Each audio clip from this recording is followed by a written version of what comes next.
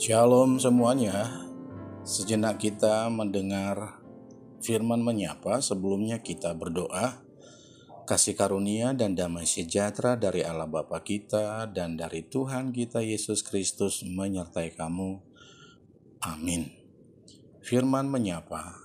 Hari ini Kamis 19 Mei 2022 tertulis dalam kitab Yeremia 30 ayat 11. Saya akan membacanya, kita ikuti semua dalam hati masing-masing.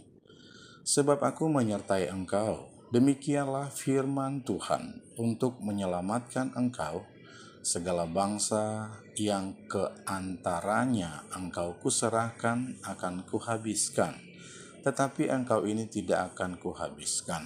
Aku akan menghajar engkau menurut hukum, tetapi aku sama sekali tidak memandang engkau tak bersalah. Demikian pembacaan firman Tuhan. Judul perikop kita saat ini, Immanuel, Tuhan menyertai umatnya. Bapak Ibu Saudara yang dikasihi Tuhan Yesus Kristus, hidup berkenan di hadapan Tuhan ada beberapa poin yang harus kita perhatikan. Yang pertama, selalu mendekatkan diri senantiasa ke hadapan Tuhan dengan apapun kondisi yang kita hadapi. Nomor 2, memiliki hubungan yang akrab dengan Tuhan. Komunikasi, kualitas, dan kuantitas kita akan menciptakan keakraban dengan Tuhan. Yang ketiga, tetap hidup rendah hati. Sebab itu yang dikehendaki Tuhan dalam kehidupan kita. Nomor 4, tetap mengandalkan Tuhan, karena sesungguhnya kekuatan manusia tidak ada apa-apanya dibandingkan dengan kekuatan yang daripada Tuhan. Sebagai orang yang hebat, mungkin pernah jatuh, namun tidak sampai tergeletak dan bangkit kembali. Perlu mengevaluasi diri, tidak pernah jatuh pada lubang yang sama. Kita sebagai umat pilihan Tuhan, apa yang harus kita lakukan? Tidak boleh takut. Hampir 365 kali dalam Alkitab dikatakan jangan takut, jangan takut, jangan takut. Itu artinya setiap hari Tuhan mengontrol kehidupan kita agar tetap tidak merasa takut dalam menghadapi kehidupan ini. Tidak boleh bimbang, tidak boleh ragu. Boleh ingat istri Lot sebagai ikon keraguan-raguan. Malaikat sudah berkata, besok kalian pergi dari daerah ini. Satu hal yang harus dituruti, jangan melihat ke belakang. Namun karena keraguan-raguan, ketidakloyalitasan, istri Lot melihat ke belakang, akhirnya menjadi tiang rawan, tiang garam maksudnya.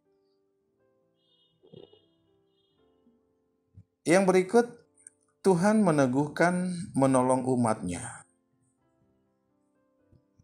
Pertolongan Tuhan senantiasa kita rasakan setiap hari, setiap waktu, setiap detik.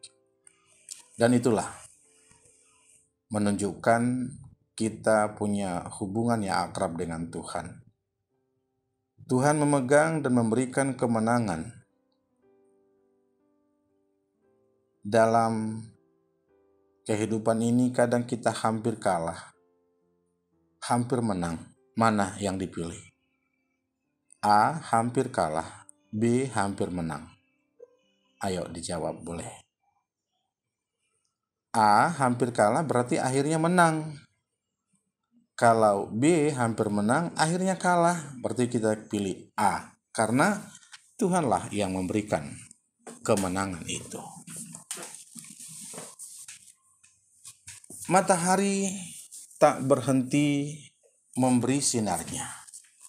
Itu pertanda penyertaan Tuhan sangat universal kepada semua ciptaannya. Allah Sebaot, Allah semesta alam, penyertaan Tuhan kepada tumbuhan, kepada hewan, dan kepada seluruh bumi. Terlebih kepada kita sebagai mahkota ciptaan Tuhan. Teristimewa di hadapan Tuhan, selayaknya hidup mengabdi kepada Tuhan. Immanuel. Kata Immanuel pertama sekali disebut dalam kitab Yesaya pasal 7 ayat 14.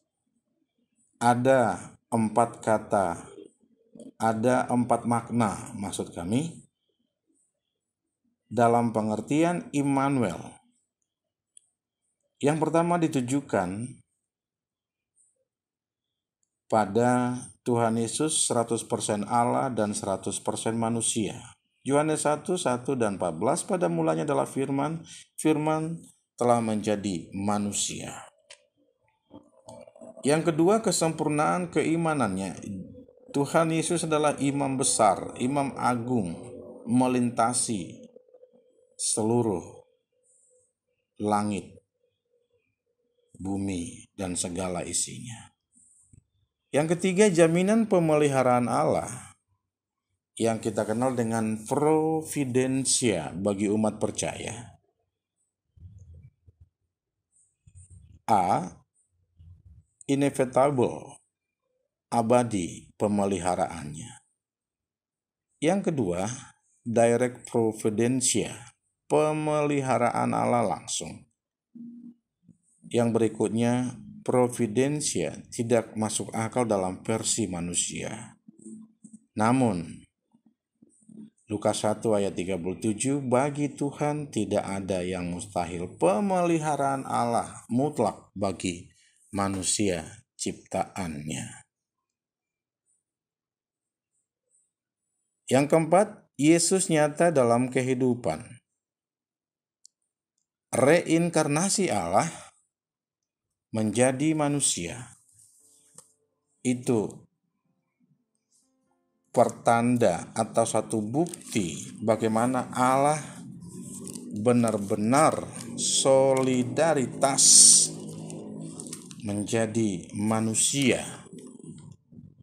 Catatan sejarah mengatakan bahwa hampir atau kira-kira 30 tahun Yesus di dunia ini.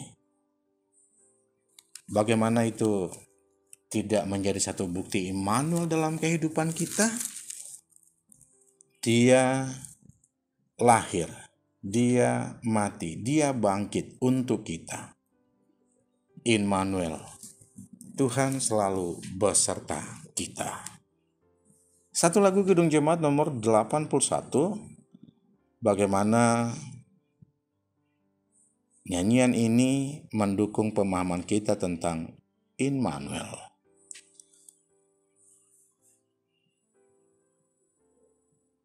Oh, datanglah Immanuel,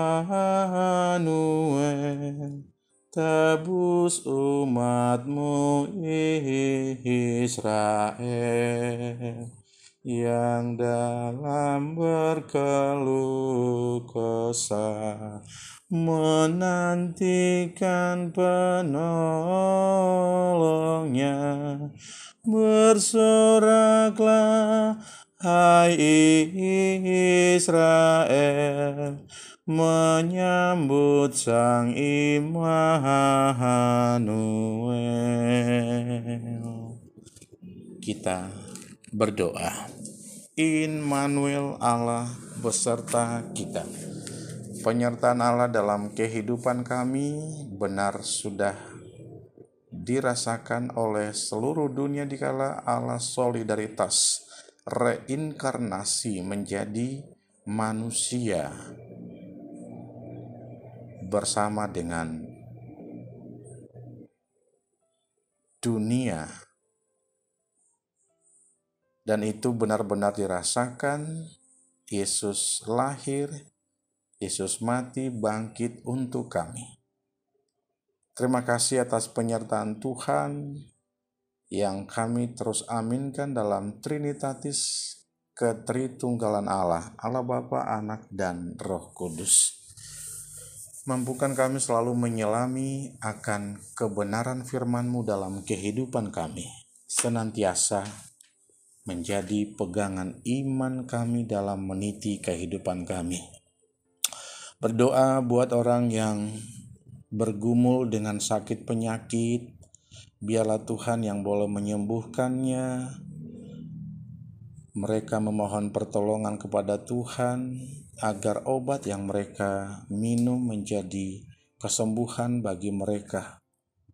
Tuhan berkati iman mereka senantiasa hanya mengandalkan Tuhan, walaupun raganya sakit, biarlah imannya tetap sehat, senantiasa menerima penyembuhan daripada Tuhan. Berdoa untuk yang bergumul karena ditinggal orang-orang yang dikasihinya, berpisah secara badan, tapi kami yakin dan percaya Tuhan penghibur yang setia, yang senantiasa memberikan penghiburan bagi yang berduka. Berdoa buat orang-orang kaum marginal, kaum difabel, kaum yang terpinggirkan, biarlah senantiasa mereka beroleh perpanjangan tangan, baik mereka yang ada di panti asuhan, baik yang ada di pinggir jalan, atau mungkin di kolong jembatan. Biarlah Tuhan menolong mereka melalui orang-orang yang Tuhan utus untuk mereka. Berdoa untuk senantiasa Jemaat HKBP 7 yang merayakan ulang tahun kelahiran, ulang tahun pernikahan. Biarlah mereka merasakan sukacita, panjang umur yang Tuhan hadiahkan kepada mereka, senantiasa menikmatinya dan selalu bersyukur atas segala anugerah Tuhan. Berdoa untuk bangsa dan negara kami dan di gereja kami, pemimpin pemerintahan kami, juga pemimpin kerohanian kami dari tingkat pusat sampai kepada jemaat. Biarlah Tuhan yang selalu menggerakkan hati mereka untuk melaksanakan tugas mereka dengan takut akan Tuhan.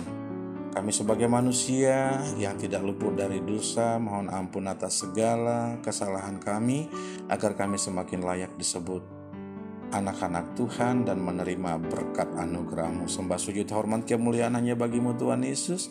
Dalam nama-Mu kami berdoa dan mengucap syukur. Amin. Shalom semuanya, selamat beraktivitas. Tuhan Yesus memberkati.